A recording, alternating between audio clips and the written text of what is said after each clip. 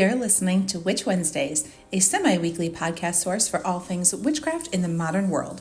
Join your host, Steph, on Wednesday mornings to chat about seasons, Sabbats, and all new witchcraft topics to help you make your life more magical.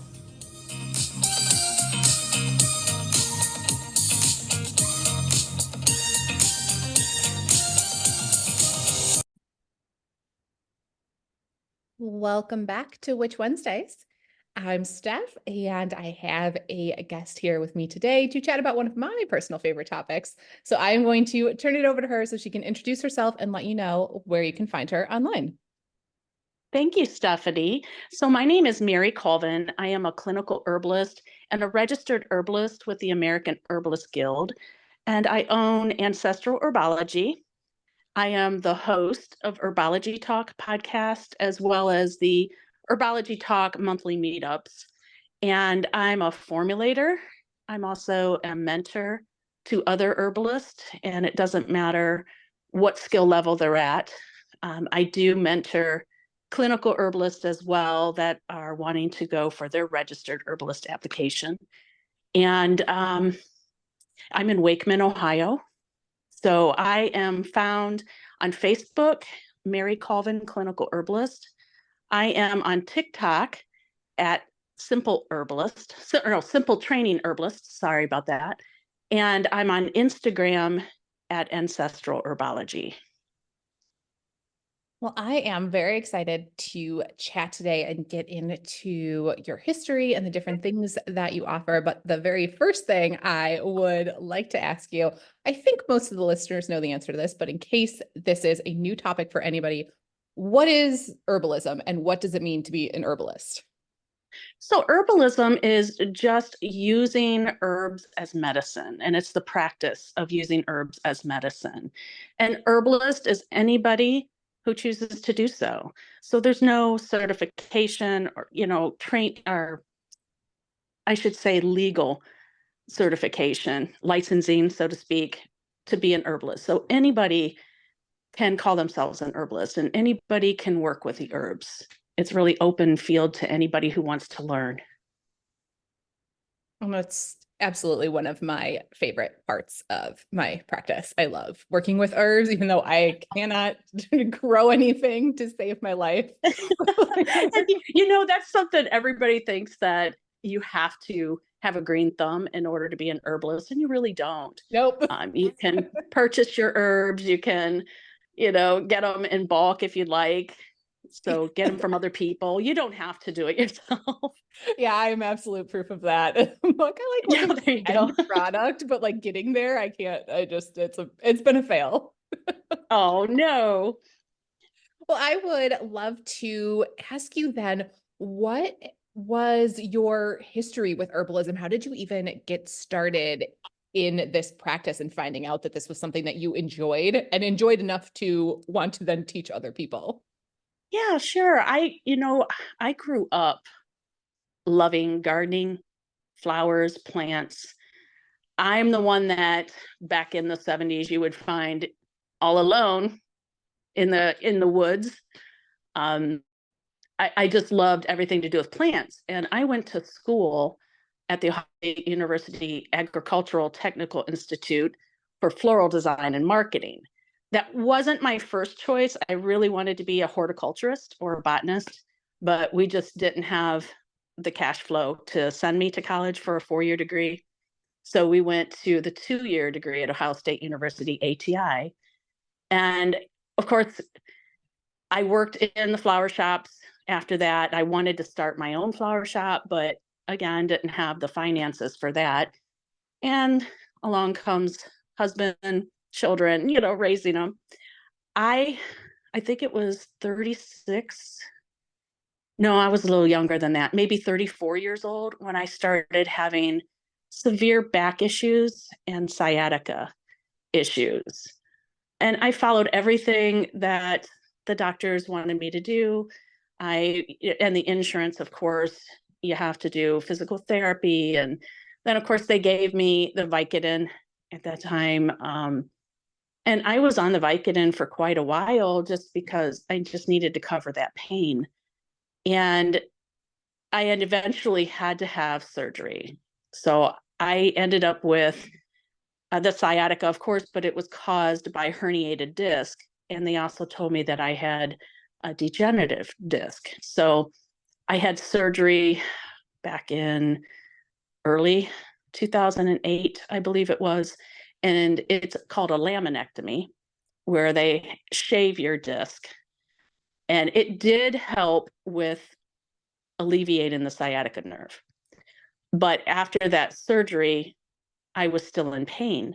And when I went back to the doctor, they told me that I was going to be in pain the rest of my life, and that the specific pain that I was dealing with was due to the surgery where they cut into my fascia. And that fascia was going to be causing pain for me for the rest of my life. And I did not want to go back on, Vicodin. I didn't want to do what they wanted me to do or other surgeries. So I checked out. And it was at that point that I started looking up herbal courses and where can I go? Because here I am in Ohio, in Northern Ohio, and I'm in the rural area. So I really didn't know anybody that was teaching herbalism. So I went to online. And of course, at that time, there were not very many schools offering courses. So a lot of the courses at that time in the schools, you had to do in person. So I did find one that's called the School of Natural Healing, and it was by Dr. Christopher, who started that. And you could purchase one class at a time, which was really beneficial for myself and my family because we had a young family that we were raising, and finances, it was a little difficult, to pay for everything all at once. So I did take one class at a time and just did it that way. And once I finished with that, that was a 2 course. I had to go to Springville, Utah for 1 week for more training and to get certified. And that was really exciting finishing that, but I just didn't feel like I was done at that point. I felt there's so much more to learn. So I began looking and I found herbal conferences. Went to the New England Women's Conference, which was in New Hampshire, I believe. And that's where I met my mentor, who is Margie, and she's of Earth Song Herbals, and she's the author of The Practicing Herbalist. So I'm not sure if you know who she is, but she's the one that introduced me to clinical herbalism. And it was at that time when I found, I believe Matthew Wood was there, Kay Parent was there, along with Margie Flint, when I decided to take a class with them. And you sat in on a consultation and you learned from them by sitting at their feet. And it was at that moment that I just decided, and I knew clinical herbalism was it for me. I really wanted to help others, but the plants have always been there for me all my life. And I really think of them as allies. So I just naturally went into that. Now, as for myself, I was able to heal myself. I am not in pain now. So the doctor telling me I was in pain, I would be in pain the rest of my life is not true. I developed some formulas to help myself. And over the years, I've gotten better on that aspect. So I believe in the power of herbs.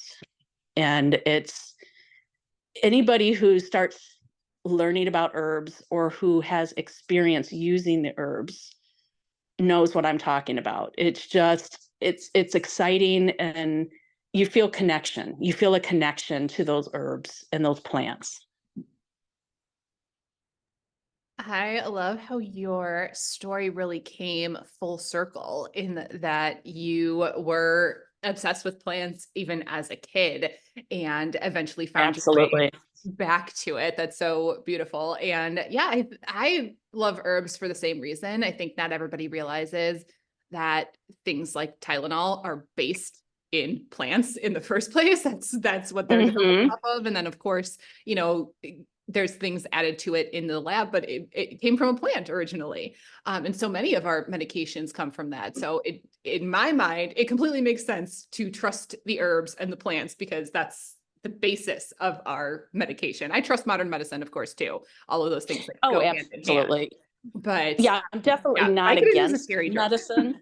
Yeah, I'm definitely not against doctors and medicine because there are points in your life where it is absolutely needed.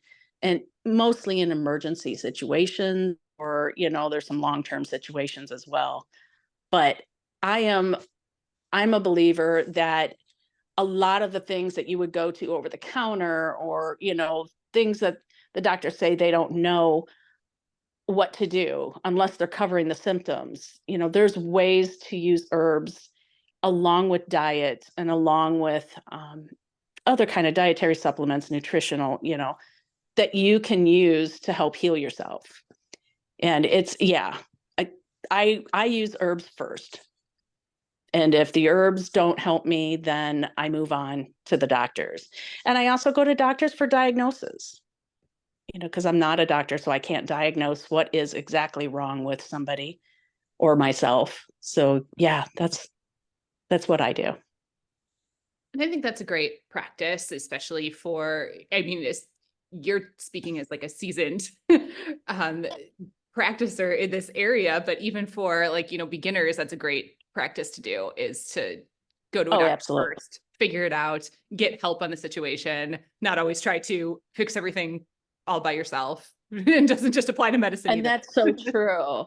And I really want to emphasize to anybody who wants to get into herbs or start using herbs, the best practice is to check for any contraindications or interactions for yourself, either with your conditions or with any kind of medications that you're taking. And a lot of people don't think of that.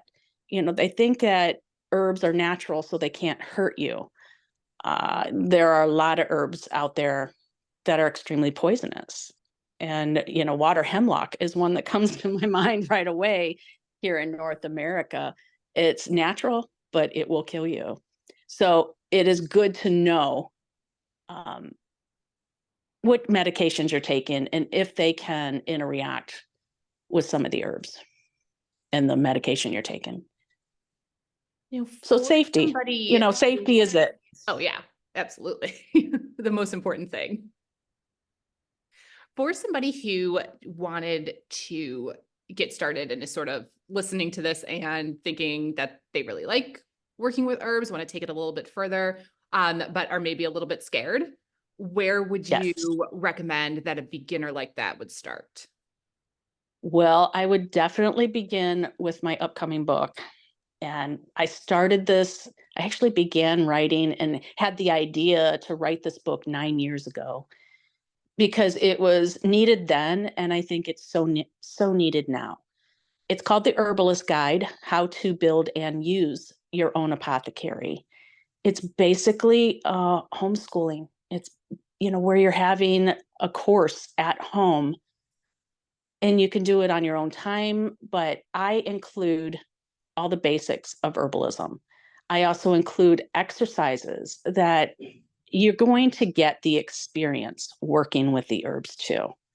I also emphasize research. So you have to take it upon yourself to do some extra research on those different topics that I talk about, as well as the herbs themselves, because I can't write everything in a book with less than 80,000 words. It's just not possible. But I do include research guidelines in there because let's be honest, on social media, there's a lot of misinformation going around. And I think you also hear one herbalist mention how they use an herb and another say, no, not that herb, I use this. And it can get very confusing for somebody who's studying. So learning how to find trusted resources in herbalism is it's extremely important. And that's why I included some of these research guidelines that I came up with to help reader learn how to do that. The exercise in the book, if you do all the exercises, you eventually build your own apothecary. You are making medicine, but the great thing is you will know how to use it by the end of the book. So I think that's a great start for anybody. I think that will be incredibly helpful as a resource because it is it comes to herbalism, it's a very fine line between like a helpful hands-on resource and turning into a textbook. And textbook Absolutely. And version can be very overwhelming for people. I completely understand that. A lot of the herbalist books that are out there are, in fact, textbooks. yeah, and not only that, they can be of different subjects in herbalism, or they could just be, here's some home remedies, here's this remedy for this situation. But in my book, I teach that it's not this herb for that symptom or disease, it's this herb for that individual. And you learn about how to choose the right herb for that individual. So energetics are mentioned, and you learn about energetics in the book also. So the basic concept of the book is to help step people, and I wanted to be there to help guide people into learning each of the subjects and the basic subjects in herbalism. And then they can work with them too, because experience, and as experience, you're going to learn so much more than you're going to learn from reading a book. And especially with taste and feeling within your own body, where's this medicine going? What areas of the body is it working with? And I also include journaling in there because I think journaling and keeping track of all this information as well as your experiences is going to be beneficial to you as an herbalist. Oh, yes, absolutely. I am still learning new things, even though I have like sort of the same herbs that I tend to work with and am comfortable with and do the same things over and over. I'm still like taking notes on it because I learn something new every time. I'm still learning. And I remember hearing Matthew Wood when I was learning from him that been doing this for 10 years and I thought I knew everything, and then I didn't. And then I studied for 20 years and I thought I knew everything, but yet I didn't. And he's been doing it 40 years, and anybody who's still doing it 40 years later are still learning. They're learning from their students, they're learning new technology, they're learning new studies that have been done in science, or new ways to use that old herbal ally of yours. So there's a lot of things to learn. And I'm just hoping that my book can help guide you into the basics. And then it also offers other resources that you can go to continue your studies. I also have a second website that I have been working on, and it's called herbalistmentor.com. And it's all about navigating the study of herbalism. And it's about training and mentoring for those that want it and need it. And I will be including, for those people that need more virtual learning, they learn more virtually, I will be including the exercises and demonstrations of those exercises that they can purchase after they've got the book. Which I think will absolutely be very helpful because I know a lot of people are visual learners and they need to see Absolutely. and experience it, like somebody else doing it in front of them in order for them to pick it up themselves. I completely understand that. So that will be a very nice. And I said virtual, but it's virtual, it's online, but yes, it's visual. They can learn visually, and I think that's very beneficial. And there's going to be other courses in there. There's also going to be some free videos that you can listen to and watch, as well as things to purchase, other videos to purchase, such as plant walks. That's So that could be nice of very, you very to beneficial. offer the free resources because it allows people to get a sample and see if it's, something that like sparks their interest and it will fit like their learning style. So I think that's going to be very helpful for people. It's nice of you to offer that. Oh, that's great. And I do offer on TikTok, I do my training in herbalism series also. That's free. I don't give them the information, but I am guiding them. Here, you want to learn about this first, and here you want to go ahead and learn about this next. And it's very beneficial for somebody who doesn't have that guidance from a teacher in a school and who's studying at home. And I think those are the people that need my book the most as well. Which a lot of people are these days, just doing things on their own, doing things at home. And yeah, there is something that's nice about, the self-pacing and self-guiding, but at the end of the day, it can be really hard to keep yourself on track and to stay motivated and to know where to go next without like a little bit of a guiding hand there. Absolutely. And I do mentor herbalists too, so they can go to my herbalistmentor.com website, and I do offer mentoring packages. And it doesn't matter what level you're at. If you're just getting into herbalism and you need somebody to ask questions to, ask for advice, you need a little direction and guidance, I can do that also.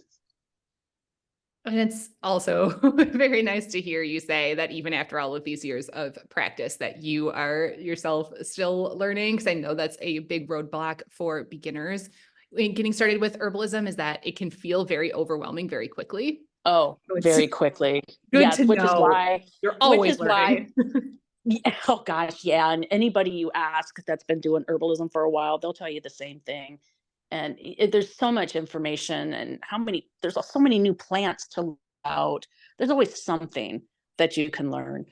And yeah, I just thought with this book, having me there, you could feel like you have me there right beside you. And I offer advice through it. And I'm also having you do the exercises. And it's really going to give you that training and that hands on training that somebody's looking for. I think that's going to be perfect because that's something that I struggled with myself when I started with herbs, because I just was like using them here and there, but not really like diving into all of the information. And then once I started, like it got overwhelming very quickly. And I was like, I don't think I want to do this. I don't think this is cut out for me. Maybe this is too much like studying and too much like going to like biology school. And I don't want to do that.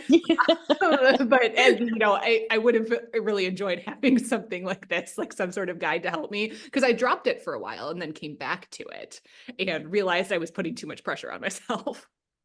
And that's it too. What's great is you could take your own time. You know, when you go to school, when you actually purchase a class or schooling for herbalism, you're following their coursework and their timeline. There are some that have you do it on your own time, which is great. But for a lot of those people that are studying at home, they would like to go to school, but maybe they don't have the finances. Maybe they don't have the time. It doesn't work with their own work schedule as well. So that's why this book is so important for somebody who's studying at home to have that guidance and have those hands-on training. Well, I would love to ask you, I'm sure that you work with so many different herbs throughout your days, weeks. Do you have any sort of regular practices or regular herbs that you work with, maybe on like a daily, weekly basis? Oh my gosh, yeah, I do. So And many. when people there's so many. When people ask you, "What's your favorite herb?" Do you know how hard that is to It's like answer? picking a favorite child. You can't do it. You can't. But I gotta say that I do have a special affinity with a few plants that have come into my life. And one, when I was first learning, I had a dream about motherwort. And when I was dreaming, it was across the street, and I was dreaming about harvesting it. And I really have never worked with that herb at that time before. And so in the dream, I went and I harvested it. So when I woke up, I realized I should go over there and harvest it and get to know that plant a little bit more. And I did harvest it. And not 30 minutes later, after I did that, somebody came down and mowed down everything. And I was very, very happy that I got the herb. But what I've realized is I needed that herb too. So I needed that specific herb in my life. So I do have a special connection with motherwort. I have another one that showed up in my life, and I call it sweet leaf. It's Monarda fistulosa, which is bee balm or wild bergamot, some people call it. And it's the native one here. I'm in the northern Ohio, and it's native growing around me. Well, I couldn't find it before. I looked for it for years, and all of a sudden it showed up, and it just popped up and showed up. And we had to move from that house, and I didn't take it with me. And I was praying that the new land that we built on would have it. and we have about 6 acres of woods in the back. It showed up aplenty. And there's so much to harvest and I could stand in the field of these plants. And I've found also that when a plant shows up and when a plant is so, you have so many of that plant around you, usually you are in need of that plant, or somebody that's around you is in need of that plant. Sweet leaf was one for me also. So I have a special connection there. And I also, violets. I love violets, and they're called heartsease also. And I really do feel that they're so good energetically for our well-being and for our heart. I actually use a flower essence of the blue violet to help release anger. I also have the white violet for more purity, to use more for cleansing, as well as using the violet medicinally. There's so many different applications I use it for. So I think that's another one. Yarrow. Yarrow is a good one, and it's so multi-purpose. That's I got plenty of that on the property also. And believe it or not, it's one of the beginning herbs that people learn about, but plantain, I think, is a powerhouse. And I use it in a lot of different situations and in a lot of different ways. And I do have some formulas on the market that Sprig's Life Herbs has made, and plantain is in there a lot. And then the one other herb that I use often is mullein. And not just for respiratory, which a lot of people think and realize that mullein is good for the respiratory system. But I use it for the lymph system. I use it for inflammation and pain resulting from inflammation. So that is also in a lot of my different formulas. So those are really my favorites that I use often. But there's others. There's so many others. I know it's always a whole list. I have like a collection upstairs. Yeah. My little jars and everything. And then every time like I go to a store, I like see something new and I'm like, I want to add that as well. And I'm like, you have 40 things at home to work with. You need to stop. If But you like, could they just call to me. see, if you could just see how many tinctures I have, and it's one of those lazy Susans, and it's packed top and bottom, Yeah. top and bottom of the tinctures, and my cupboard, with all my herbs. Yeah, there's a lot. And in my book, I do include 35 herbs we talk about. So the reader will have experience working with 35 different herbs, and they're a lot of the common herbs that growing in my area, and most. So they would be ones that maybe people are more like already familiar with. Pretty much, and also easily obtained for those people who don't have the green thumb. Okay, that I truly appreciate. I have tried there. I mean, there's obviously some that are much more forgiving and hardier, just like plants, Yes. that I have had more success with, but there's just other ones that I just don't have the greenest thumb. So I appreciate when you can work with just the final product, and you address that in your book, that it's okay to not have to Absolutely. throw these from the start, and it doesn't make it any less, potent or less magical or less connected to your energy if you don't grow them yourself. Like, it's okay to just buy it. It is. And I talk about there is no one herbalist who's the same either. And there's so many different ways that you can practice. I also have a list of where to obtain the best sources to obtain herbs.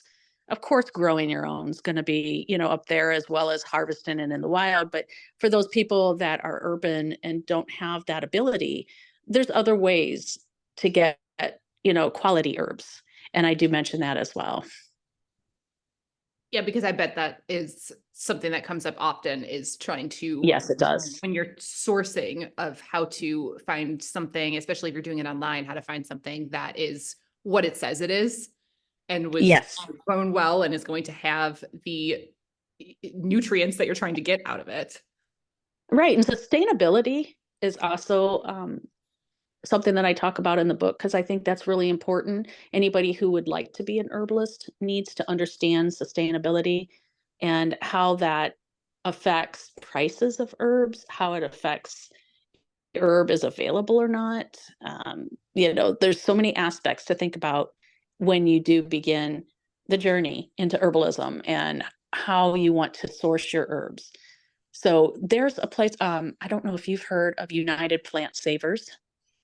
That's one place that I would recommend. It's online, and they are all about saving medicinal herbs for future generations.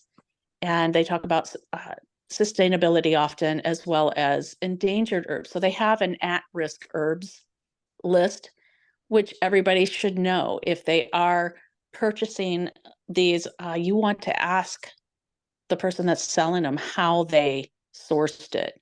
Did they get it in the wild, or is it a farm, herb? Did they, especially ginseng, we know that's way over harvested and people want to buy the ginseng, but it's just way over harvested in the wild. So they have farmers that are growing them in a natural type landscape that you can purchase from rather than getting them from the wild.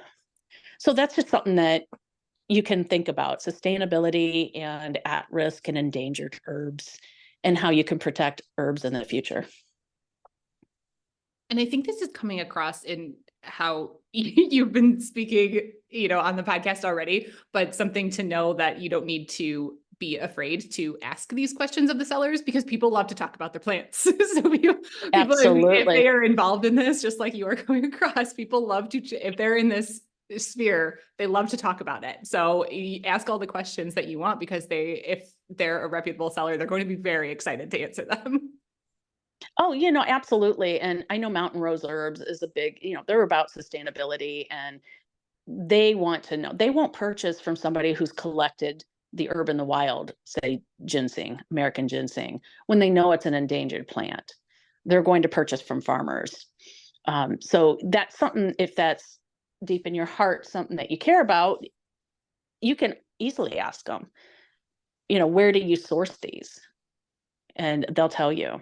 Another thing to think about when you are purchasing herbs from other people, if they are getting the herbs from out of the country, then they have to sanitize them, so to speak, and they have to give them, it's a lot of heat.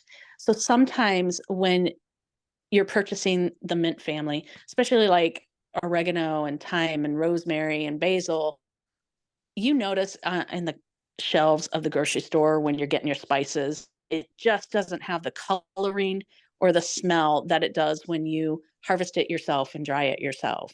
And that's because of that heat sanitizing effect that they do, trying to kill, any bugs. But the thing is, with the mint family, they have volatile oils, and the heat will release some of those volatile oils. And therefore, it's going to be releasing some of its medicine. So knowing that is important too. I like to purchase some of my mints if I don't have enough or I don't specific one from local farms. There's a lot of farmers that might grow it, other herbalists that might grow it that you can exchange things with. So just wanted you to keep that in mind too. I think that idea of exchanging is nice as well. And, part of a good reminder that you can start very, very slowly. And if your finances don't allow you to have a giant herbal collection, you don't need to. You can just pick one No, and start with one and work on it as your finances allow. even if you are in an urban area and you don't have a lot of wild herbs around you, just take a look at and pick out 5 different herbs that are growing near you. Study about them, and that would be, how you can have a source there to wild harvest if you need to. But a lot of times in the urban, then you're going to find other people who are herbalists also, and you both can work together. Maybe one can grow something you can't. Yeah, there's a lot of collaboration that can go on there. Which is a beautiful part of the practice. Oh, it is. And, that's one thing I love about being an herbalist, and you can work with other people in the wellness community. I personally, where I'm at, we are rural, but I found other wellness colleagues, and we work and collaborate together too, just to kind of uplift each other. And you can find other herbalists and do the same thing. It doesn't have to be a competition. Which is the best part of the practice, not gatekeeping. Oh, it is. I love being an herbalist and being a part of the herbal community. Well, Mary, I want to thank you so much for being here today, for sharing all of your stories and expertise and history, and chatting about your upcoming book. I am very excited for that. And for listeners, that is May 7th, correct?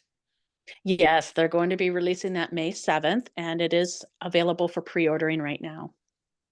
And listeners, I'm going to have everything linked as always in the show notes. You can check those out at witchwednesdays.com. So if you want to find those online classes or you want to find the TikTok and all of those resources, I will be sharing those so you can check out anything that you need to and pre-order the book if this is a subject that is speaking to you right now.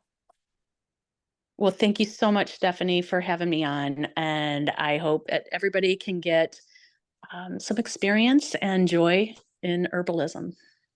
I hope so too, because like I said at the beginning, this is one of my favorite topics. It wasn't when I started my journey. Like I said, I got overwhelmed, but now it is one of my favorite things to do. So I absolutely encourage you listeners to join me and realize just how much fun this can actually be and how helpful, beneficial it can be for your life.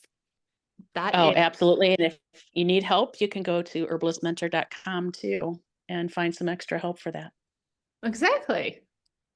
And that is everything that I have for you this week. I will see you all in the next one.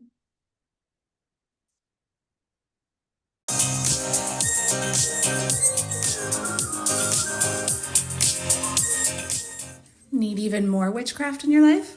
Subscribe to Witch Wednesdays on Patreon and YouTube for all types of exclusive bonus content like spells, recipes, book reviews, and more, or even order personalized tarot readings and spells. Be sure to follow on Instagram at Witch Wednesdays Podcast. And you can find all these links and more at witchwednesdays.com.